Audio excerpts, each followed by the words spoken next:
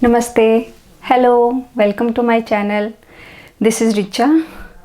आज हम लोग बात करेंगे कि अगर आपके पार्टनर जर्मनी में रह रहे हैं, हस्बैंड या वाइफ, और आप इंडिया में हैं, तो आप स्पाउस वीज़ा के लिए कैसे अप्लाई करेंगे, डिपेंडेंट वीज़ा के लिए।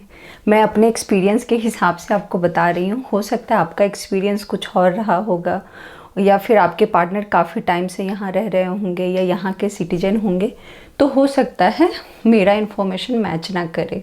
मेरा जो एक्सपीरियंस था, मेरे हस्बैंड मेरे से 2 मंथ पहले आए थे, तो मेरे लिए ज़्यादा प्रॉब्लम वाली कोई बात नहीं थी। बस डॉक्यूमेंट रिक्वायर्ड थे, वीज़ा प्रोसेस में थोड़ा टाइम लगा, बट वेरिफिकेशन वगैरह नहीं हुआ तो ज़्यादा टाइम नहीं लगा था। मेरे हाथ में वीज़ा मेरे ख्याल से कितना 10 डेज़ में आ गया था, तो ज़्यादा प्रॉब्लम नहीं हुआ था। अभी हम बात करेंगे कि वीज़ा के लिए कौन कौन से डॉक्यूमेंट रिक्वायर्ड होते हैं। सबसे पहले हम बात करते हैं VFS साइट पर जा कर के। जब आप वीज़ा के लिए अप्लाई करते हैं तो वहाँ जो एप्लीकेशन फॉर्म आता है वो मेल में आता है, वो आपको डाउनलोड करके रखना है। पहला डॉक्यूमेंट जो होता है ये रिक्वायर्ड होता है। फिर आते हैं डिक्लेरेशन फॉर्म रिक्वायर्ड होता है। फिर कवर लेटर जो आपके हस्बैंड के तरफ से आता है। फिर इनविटेशन लेटर रिक्वायर्ड होता है जो हस्बैंड के कंपनी की तरफ से मिलता है। फिर हस्बैंड का वर्क कॉन्ट्रैक्ट रिक्वायर्ड होता है। यहाँ का रेंट एग्रीमेंट, हस्बैंड जो यहाँ पे अपार्टमेंट लिए हुए हैं उसका रेंट एग्रीमेंट रिक्वायर्ड होता है। फिर सिटी रजिस्ट्रेशन, जो सिविल रजिस्ट्रेशन जर्मनी में आते के साथ होता है, उसको यहाँ पे अनमेल्डुंग बोलते हैं, वो रिक्वायर्ड होता है। फिर हस्बैंड का पासपोर्ट का फ्रंट एंड बैक दोनों का प्रिंट आउट रिक्वायर्ड होता है। फिर आता है आपका फ़ोटो रिक्वायर्ड होता है, लेकिन वीज़ा के लिए अलग फ़ोटो होता है। वो पासपोर्ट साइज फ़ोटो ही होता है, बट वो अलग होता है। उसमें जो मेज़रमेंट होते हैं वो अलग तरीके से होता है, वो वाले फ़ोटो रिक्वायर्ड होते हैं। फिर 75 यूरो का DD रिक्वायर्ड होता है। तो 75 यूरो का जो वैल्यू है इंडियन करेंसी में, वो टाइम टू टाइम चेंज होते रहता है। तो आपको चेक करना होगा कि वेबसाइट पे, VFS के साइट पे कितना रुपीस दिखा रहा है, उतने का आपको DD बनवाना होता है। फिर हम आते हैं, ये सारी चीज़ें रिक्वायर्ड होती है। फिर मैरिज आपका किस कल्चर में हुआ है, किस तरीके से हुआ है, मैरिज के कुछ फ़ोटोग्राफ्स रिक्वायर्ड होते हैं, ताकि आप क्लेम कर रहे हो हस्बैंड वाइफ हैं तो मैरिज आपका कितना ऑथेंटिक है। फिर आपका जो हाईएस्ट डिग्री है, जैसे मेरा MBA था तो MBA का सर्टिफिकेट रिक्वायर्ड था। फिर बर्थ सर्टिफिकेट रिक्वायर्ड था। फिर मैरिज सर्टिफिकेट रिक्वायर्ड था। ये सारे इंग्लिश में होने चाहिए, ये भी था। इतने सारे डॉक्यूमेंट रिक्वायर्ड थे, और इन सारे डॉक्यूमेंट का 2 सेट आपको तैयार करना है। 2 सेट रिक्वायर्ड होते ही होते हैं। और ये सारे डॉक्यूमेंट हो गए। अब हम आते हैं कि प्रोसेस कैसे होता है। जैसे कि मेरे हस्बैंड यहाँ आ गए, अपॉइंटमेंट लिए, उनका वीज़ा हो गया, हर चीज़ हो गया।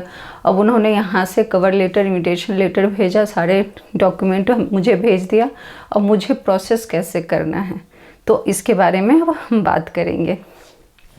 प्रोसेस करने के लिए सबसे पहले तो आप वही VFS के साइट पे जा कर के आपको अपॉइंटमेंट लेना है। अपॉइंटमेंट मिल जाती है तो फिर आपको वहाँ से डाउनलोड कर लेना है एप्लीकेशन फॉर्म, एंड जो भी डेट आपको मिलती है, जिस टाइम में मिलती है उसके 1 आवर बिफोर आपको जाना। जैसे मेरा जो अपॉइंटमेंट था वो दिल्ली में था, और दिल्ली मेरा घर नहीं है, बट हम लोग वहाँ रह रहे थे। तो हम लोग वहाँ रह रहे थे, वहाँ अप्लाई किया था, तो उसका कुछ प्रूफ होना चाहिए। जैसे मेरा बैंक अकाउंट वहाँ पे था, और वहाँ का जो रेंट एग्रीमेंट था, जिस घर में हम लोग रह रहे थे, उसका रेंट एग्रीमेंट और इलेक्ट्रिसिटी बिल हमारे नाम पे था, तो वो हम लोग लेके गए थे, ताकि फर्दर कोई प्रॉब्लम ना हो, कोई इशू ना हो। तो ये हो गया, और सारा डॉक्यूमेंट लेके गए। फिर गेट पे हमने अपॉइंटमेंट, जो एप्लीकेशन फॉर्म था वो हमने दिखाया, और अपॉइंटमेंट का प्रिंट आउट दिखाया कि हाँ हमारा यहाँ पे अपॉइंटमेंट है। उसके बाद हम लोग अंदर गए। मैं अकेले अंदर गई, मतलब किसी और को जाने नहीं देते साथ में। फिर जिस काउंटर पे मेरा अपॉइंटमेंट था वहाँ गए, तो उन्होंने एक शीट दिया मुझे। एक लेडी थी, उसने शीट दिया, और शीट में जैसे डॉक्यूमेंट जिस उसमें रखा हुआ था, जैसे जैसे लिखा हुआ था कि नंबर 1 में ये चीज़ रखना है, नंबर 2 में ये, नंबर 3 में ये, उस तरीके से हमें अरेंज कर। उस लेडी ने अपॉइंटमेंट के लिए मुझे बुलाया था, तो उसके लिए 5 मिनट्स मुझे मिला था। 5 मिनट्स में हमने अरेंज कर लिया, मैंने अरेंज कर लिया सारा 2 सेट्स। फिर मैं वहाँ गई तो उन्होंने मुझे एक डिक्लेरेशन फॉर्म दिया जिसमें से ये मुझे लिखना था कि मैं अभी प्रेग्नेंट नहीं हूँ, अदरवाइज़ मुझे प्रॉब्लम होगा यहाँ आने के बाद, क्योंकि मैं अकेले आ रही, मतलब इलीगल वो चाइल्ड होगा फिर।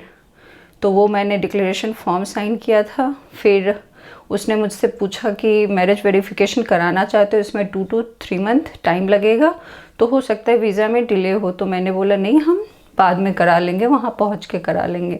ये प्रोसेस मेरे लिए इसलिए था क्योंकि मेरे हस्बैंड कुछ दिन पहले ही आए थे और हम लोग डिपेंडेंट वीज़ा पे थे, तो कोई इशू नहीं हुआ। अगर मेरे हस्बैंड यहाँ के सिटीजन होते तो एनी हाउ मुझे करवाना ही पड़ता मैरिज वेरिफिकेशन। फिर वो सारा अरेंजमेंट हो गया, सारा हमने दे दिया। उन्होंने क्वेश्चन पूछ लिया कि हाँ शादी कब हुई थी, किस डेट में हुई थी, कहाँ हुई थी, सारे फ़ोटोग्राफ्स देख लिए। फिर फ़ोटोग्राफ्स का जो एल्बम था वो हमें लौटा दिया और जो डॉक्यूमेंट थे वो उन्होंने रख लिया और पासपोर्ट भी मेरा रख लिया। फिर 10 डेज़ के बाद का मुझे अपॉइंटमेंट दिया और 10 डेज़ बाद मैं गई, मुझे वीज़ा एंड पासपोर्ट दोनों मिल गया। फिर मैंने टिकट लिया और यहाँ पे मैं आ गई जर्मनी में। और अब मैं आई थी 1 जून 2018 को और मेरे हस्बैंड 10 अप्रैल को आए थे। तो मेरे लिए वीज़ा प्रोसेस जो था वो बहुत इजी था, कोई ऐसा प्रॉब्लम नहीं हुआ था। दिल्ली में मोस्ट प्रोबेबली सबका इजी ही होता है। सो मेरा तो एक्सपीरियंस काफ़ी अच्छा रहा। मैं होप करती हूँ अगर आप भी अप्लाई कर रहे हैं वीज़ा के लिए तो आपका भी एक्सपीरियंस बहुत अच्छा हो। Thank you for watching, bye bye. मिलते हैं नेक्स्ट वीडियो में, बाय।